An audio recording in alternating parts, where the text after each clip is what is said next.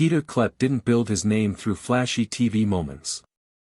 He built it with decades of work, a massive 20-acre facility in Halton Hills, Ontario, and a business trusted by serious collectors around the world. His company, Legendary Motor Company, became known for restoring some of the rarest classic cars on the road while also selling hundreds of collector vehicles every year. That kind of reputation isn't created overnight. It's earned one car, one client, and one successful deal at a time. But then a clash with fellow automotive personality Dennis Collins brought unexpected attention.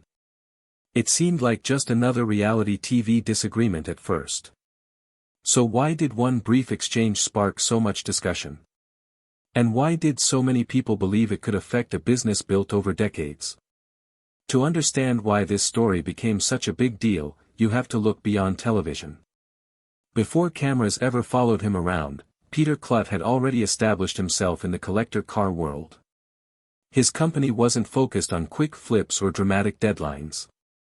Instead, it specialized in careful restorations of high-end classics while maintaining a busy dealership that handled hundreds of collector cars each year.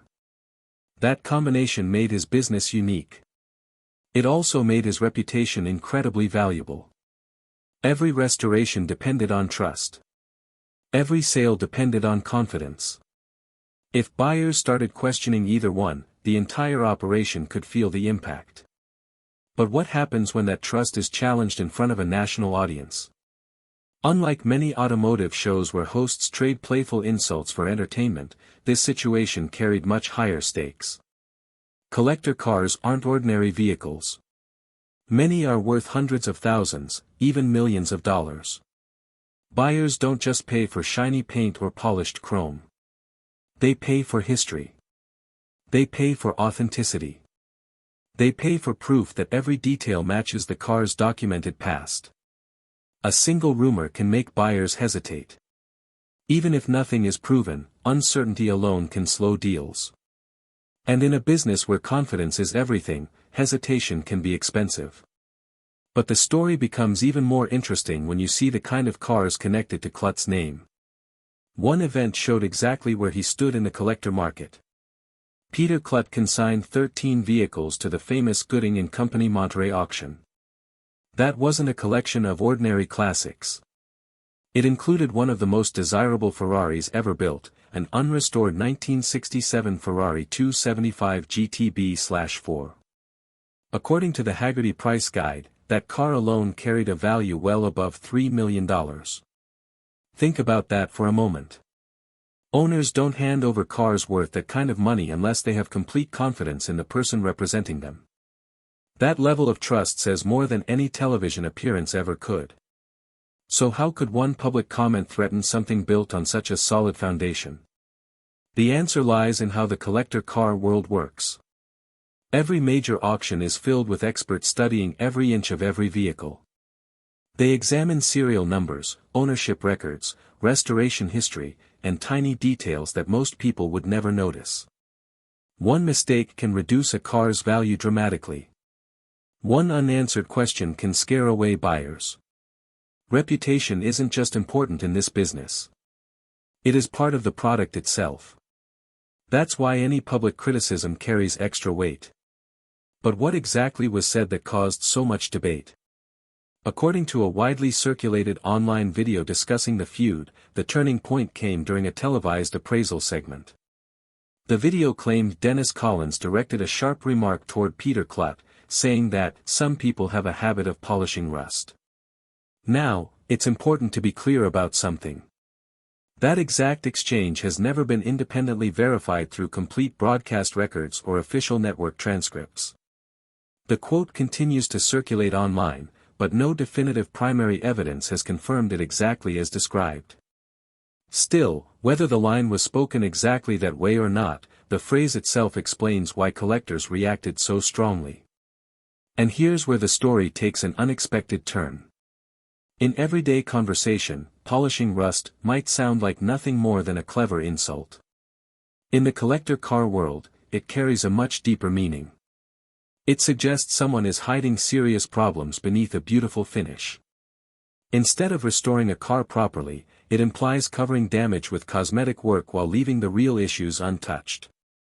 For a restoration business, that accusation strikes at the heart of its credibility. Clients expect honesty above all else. If they begin wondering whether appearances are hiding flaws, trust starts to disappear. But could one sentence really influence major business decisions? Whether or not the quote was ever spoken exactly as claimed, the conversation around it highlighted a real weakness within the collector market. High-value transactions rely on confidence. Buyers often spend months reviewing documents before purchasing a rare vehicle. They study restoration records, ownership history, and expert reports.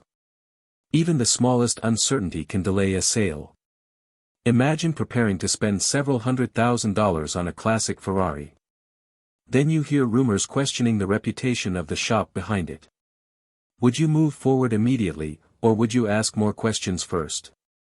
That's why reputation works almost like financial infrastructure in this business. Legendary Motor Company wasn't restoring just one or two cars. The company handled roughly a dozen major restorations each year while selling hundreds of collector vehicles. Every transaction involved buyers, sellers, auction houses, and collectors who depended on accurate documentation. If confidence weakened, even temporarily, deals could slow down.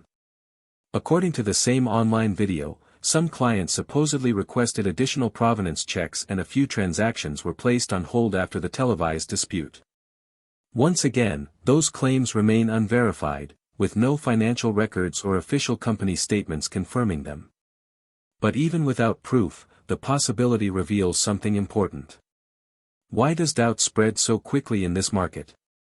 Unlike ordinary used cars, investment-grade classics are bought almost entirely on trust. Buyers expect every repair to be documented. Every ownership transfer must make sense. Every restoration choice must be supported by evidence. When uncertainty enters the conversation, buyers naturally become more cautious. They ask for more inspections. They request more paperwork. They slow down decisions that might otherwise happen quickly. Nothing may actually be wrong with the car, yet the buying process suddenly becomes much longer. And that delay alone can affect business. But does that mean the disagreement was really about two people? In many ways, the feud became bigger than Peter Klutt or Dennis Collins. It highlighted how fragile reputation can be when millions of dollars depend on public confidence. Television viewers may see a dramatic exchange and move on. Collectors don't. They remember comments. They discuss them. They compare stories. Even unverified claims can take on a life of their own once they spread through social media and enthusiast communities. That's what makes this story so fascinating. It isn't just about personalities. It's about how words can influence markets built on trust.